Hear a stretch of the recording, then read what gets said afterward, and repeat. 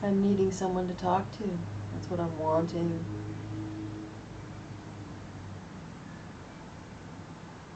Someone that knows me and can hold me.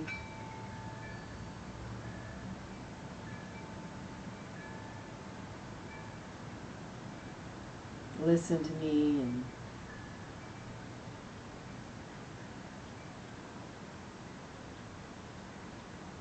allow me to have my feelings.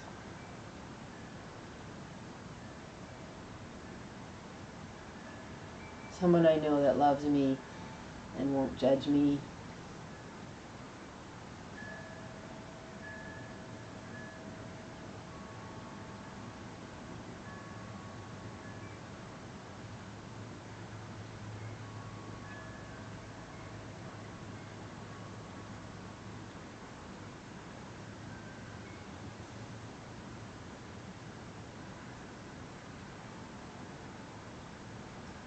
I didn't let myself go dancing last night because I thought I was tired and I thought I had gotten enough intimacy from my client, and it was way more intimacy than I expected. And I was kind of surprised and full. And then the moment when he left, I felt alone and kind of lonely and left. And I could have just gone out, but then this wave of tiredness hit me.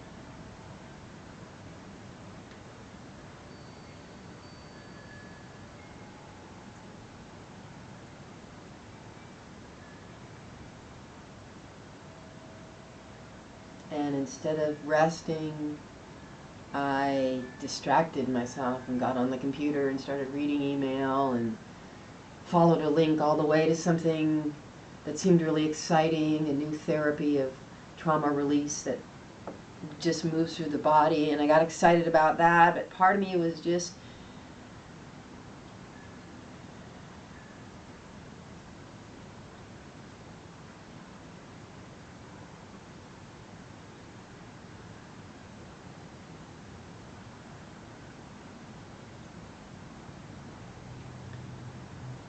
like tuning out.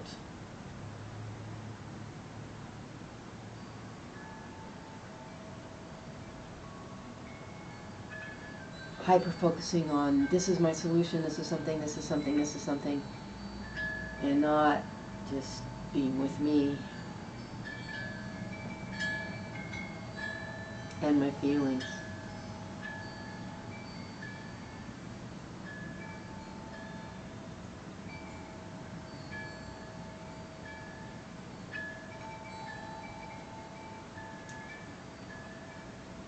I don't know, I'm sad. I had this very intimate dance with Ellie in the water where I let myself kind of imagine like being in love with her and just not sexual, but just this very deep heart intimacy, and I could feel her receiving it. And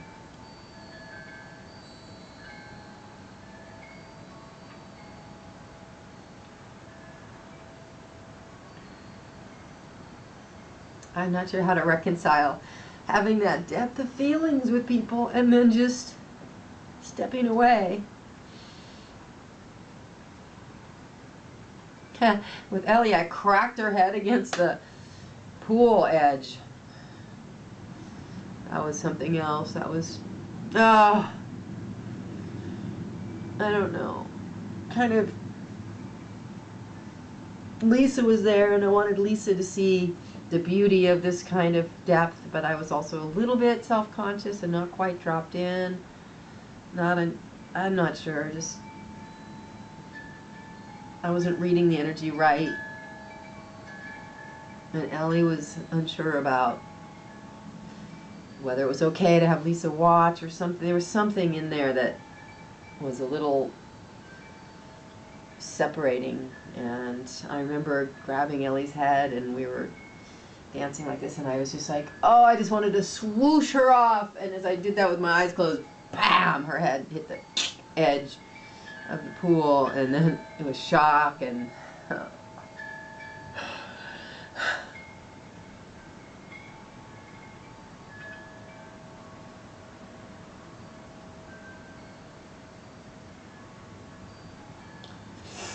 I've seen her get injured so many times. And I didn't want my own judge to criticize me and throw me into shame, but I did feel responsible, and I gave her a lot of healing energy, which she took in really well, but then I had to leave. She had Lisa, she had the client, and I missed going to my next event, and I didn't go dancing, and I came home.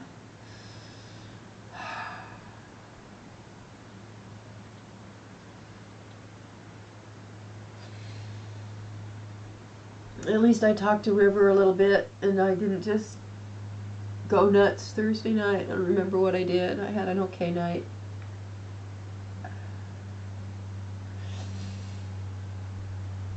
And then the whole long day with River took all day for him to get here and get the water filter put in, and I did okay all day, pretty balanced, reading this book on Soul Without Shame. But we finished with this talk that was difficult about what our relationship was or is or isn't, and his dog, and how the way he shows up, it's really hard for me because he doesn't take responsibility for his disability, and then it ends up being a burden to me in a way that is needless, and just makes me not want to take that extra time with him.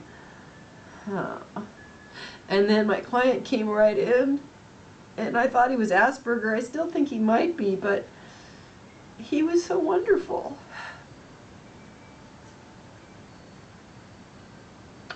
And I felt so much compassion for him, and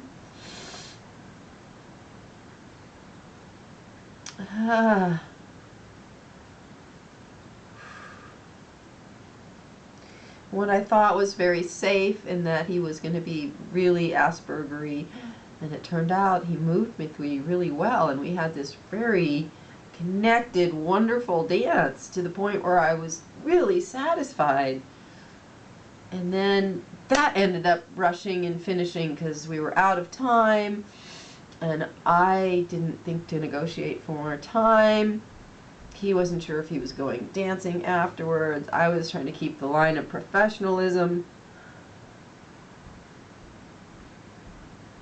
But he also asked some questions, and so I was trying to teach a little bit more right at the end to give him what he needed. And when he left, I just felt kind of abandoned. I don't know, I just felt so alone. And I guess I wasn't sure, I hadn't committed to go dancing. And so I sat with that energy, and it just dropped me.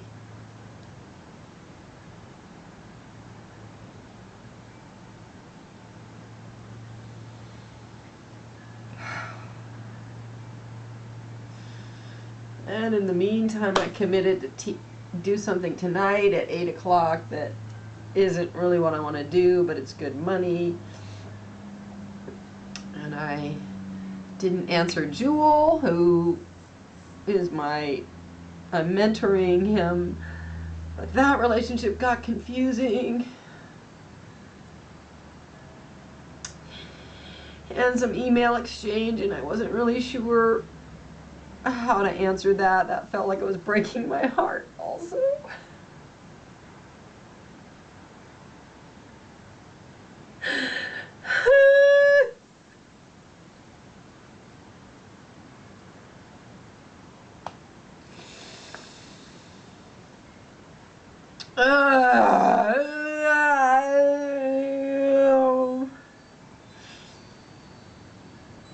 So I think, I don't know what to do with that. I reread his email this morning, and it's actually more,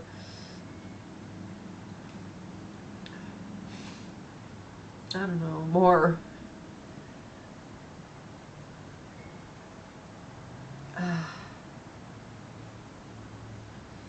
welcoming, I guess, than how I had read it when I first read it. And now I'm here today, Saturday, and I stayed up till 3 in the morning watching BBC, Masterpiece Theater, all this romance. And so I'm kind of just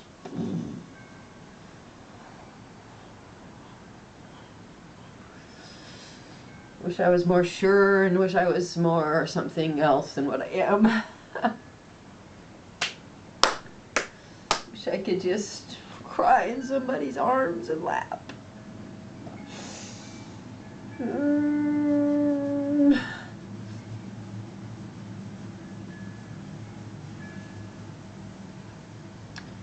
I consider myself an elder in the community and somebody who has some space holding for other people, and now I have some people offering that to me. Cater's been really sweet, and I'm really appreciative of what she's offering, and it's going to be in October, and what am I going to do it the month of September? And I was going to go to Petaluma, or actually to Sebastopol, to check out this community, and I spent this really long time listening to Chris about the craziness, the legal craziness that's going on with that community. So then I decided maybe I shouldn't go, and then I got this job offer, and that was a good excuse, but I didn't really call. I was waiting for the day to open up to me, and the way it did worked, except I just feel like I'm overwhelmed. I guess I'm overwhelmed. There's a lot going on, and a lot of it is just not knowing. It's in the middle. I'm in the middle. I'm in the process. And life is process, so.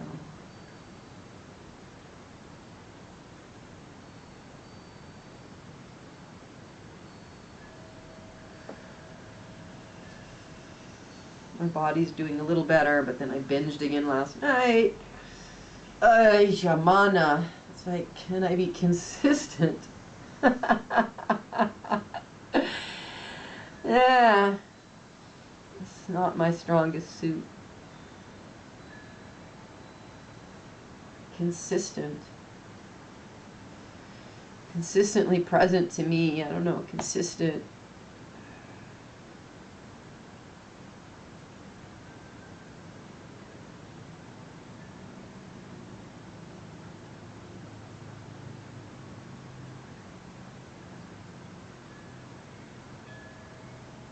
It's tricky when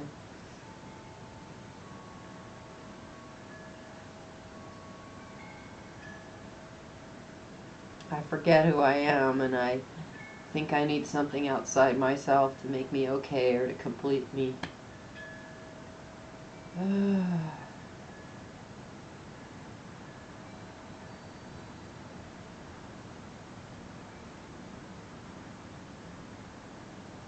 It's very disconcerting to feel that way. It's very unbalancing and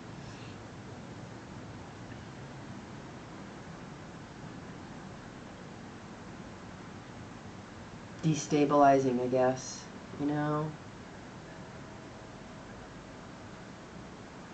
I mean, everything out there changes. The only stable thing is me. That's me. I have me. That's the consistency. And when I fail to hold presence for me, then I'm not consistent and I'm not stable and I'm just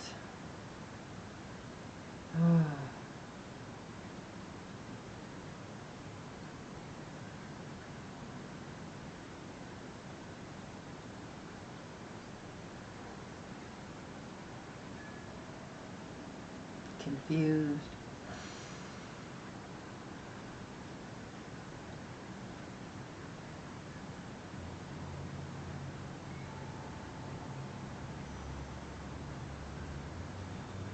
I don't have any answers. I don't really know what my life is.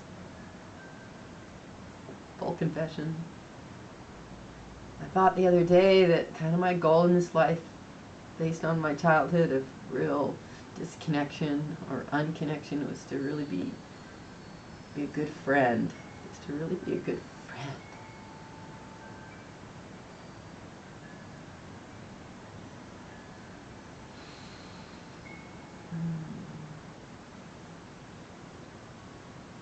And I guess that means being a good friend here to me. And sometimes that means reaching out for some listening or some cuddling.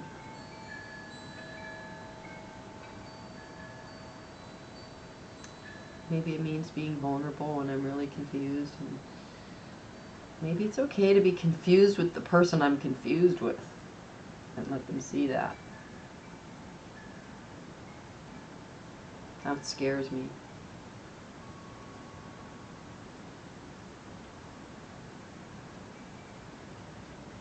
And I'm negotiating this time with Jewel, which I think could be quite powerful, but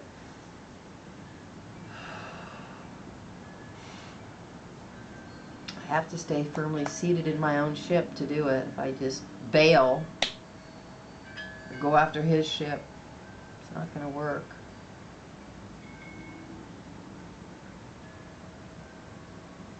So even though I don't know,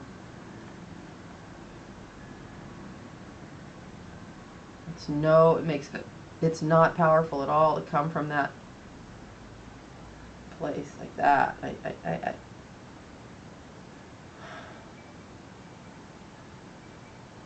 just feels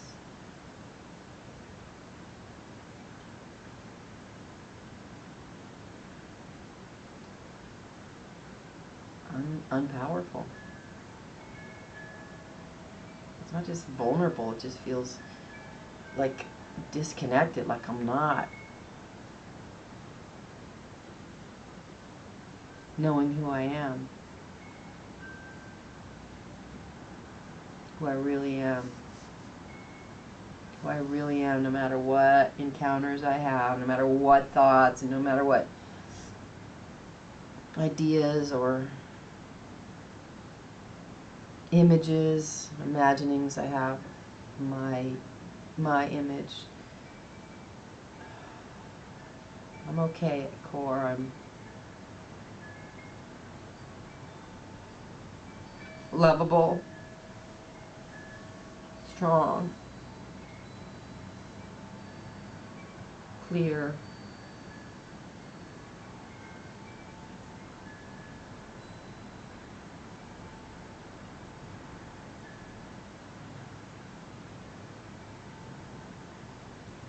consistent,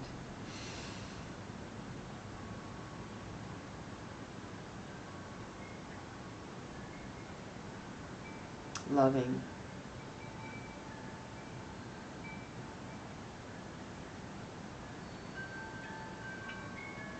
peaceful,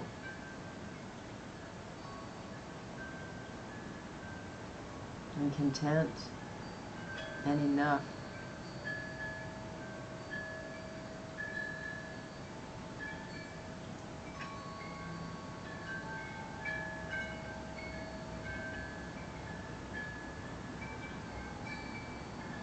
That's the place that feels consistent and strong and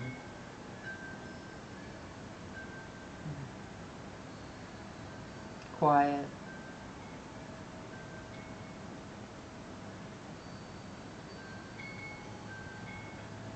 Just acceptance, just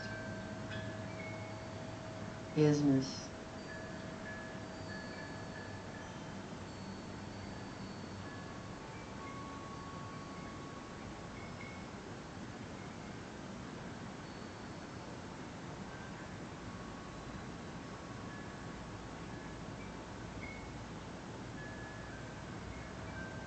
It's kind of contentless and just a sense of rest and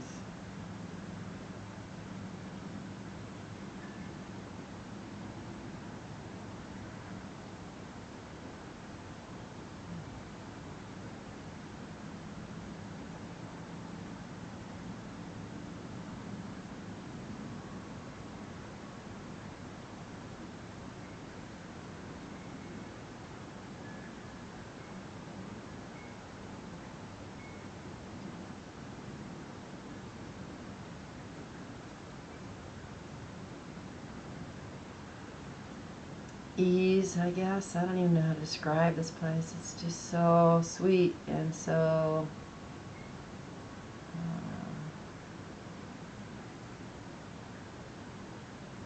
so loving, so quiet.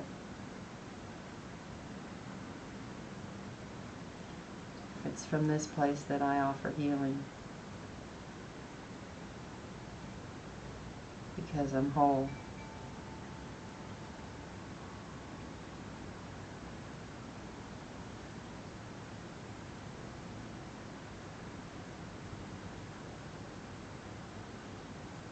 A whole man. What I told Jewel. A whole person.